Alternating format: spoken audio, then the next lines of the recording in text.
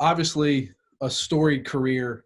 Talk a little bit about what it means to you to be able to step away with 7 championships, with 82 wins, in having, a career as a whole at Hendrick Motorsports front to back. Yeah, it means a lot, obviously, to have been able to do what it is that I wanted to do as a child, in competitive nature, and make a career out of it is just fantastic. There's not a lot of folks out there that can say that they really do what their passion is for a living. And I'm honored to have been given the opportunity here at Hendrick Motorsports. I can remember when I started here in 1993, I was like, man, I've made it, right? And it was just the beginning. So to be able to start at Hendrick Motorsports, working in the body shop as a body shop assistant, under Ray Evernham and the great guys who were working on the team at that point, and to be able to come back in 2002 and be crew chief for Jimmie Johnson, win races and win championships after a lot of success on the 24 team of winning races and championships with Jeff and Ray, was fantastic. It was a dream come true. And to be able to be the guy that is going to try to help navigate this ship with Jeff Andrews and Mr. Hendrick and Marshall Carlson and Jeff Gordon is awesome, man. It's really a dream come true. And I hope that I can do what it is that I need to do to live up to the expectations. So why now? Why is now the perfect time for you to come off the road and step up in the executive department at Hendrick? It's definitely timing. I'll be honest with you. We've got a need as a company right now. Poor Jeff Andrews he's up to here with everything that he's trying to consume, and he needs some help, right? So he is going to take on more responsibilities yet again, and we need to get some of that off of him. And I think that the timing's right to try to move into that role to help him go through this a little bit. If you look at where we are with the next generation race car coming, we need to put a huge emphasis on what's going on there. And I feel like that my history and my experience can help try to get that thing going even more so. I mean, not that I'm going to be the guy building the car completely, but overseeing and watching it evolve and hopefully trying to help get it going. I hope I can help with that. William is a young driver. He needs to get a crew chief with him that's going to go the distance and somebody that he can really get some comfort with and move forward. So that, and then if you want to be 100% honest, I've got to spend some time with my family. I've got a great wife. I've got a beautiful baby girl. I've got a son that is, he's 2, he's a 2-year-old. He needs some attention. He needs to have his father around, and I want to spend time with him. I really do. I put off all of these things in my life for motorsports and for racing.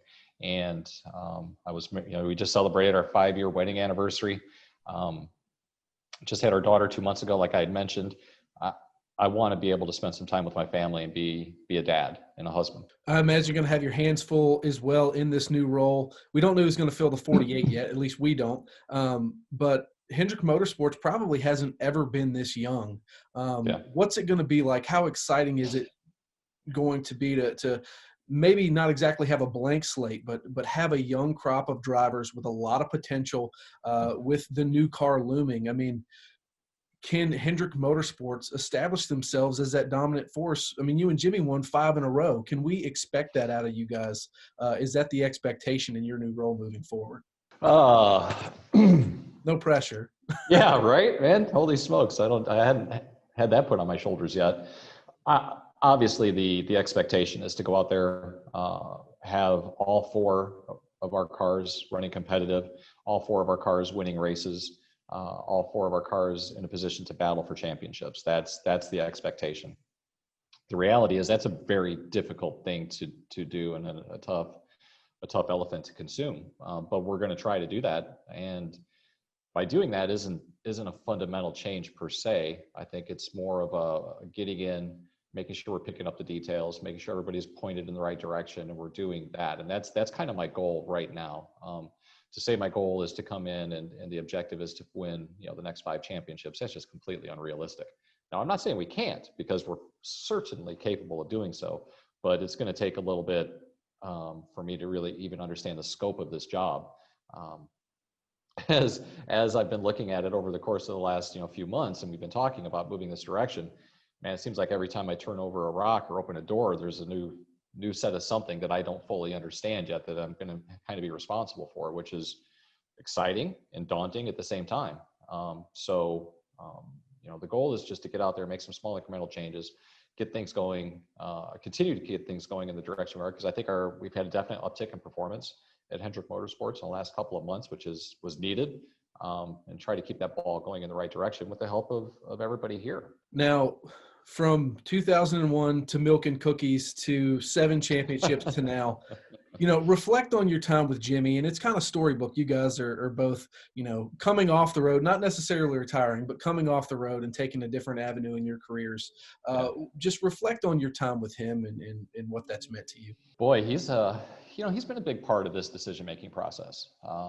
Jimmie and I are great friends. We talk often. We're going to continue to be great friends. Cool thing about him going to do what he's going to do, and the thing that I'm going to be doing is, we just talked about it last night actually, that I'm going to go to an Indy race with him next year, right? So that's cool. I've never been to one. So Jimmie is an awesome guy. He's taught me so much about life. He comes from a completely different mind space than what I do, right? He's a tenacious competitor, as we all know, but man, where he lives is such a free environment, right? Like he's a definitely flowy individual, to where I'm a more pointed individual and more of a direct guy. So he's definitely taught me how to, over a period of time, relax and enjoy what's there a little bit. And that weighed in on my decision-making process to take this job.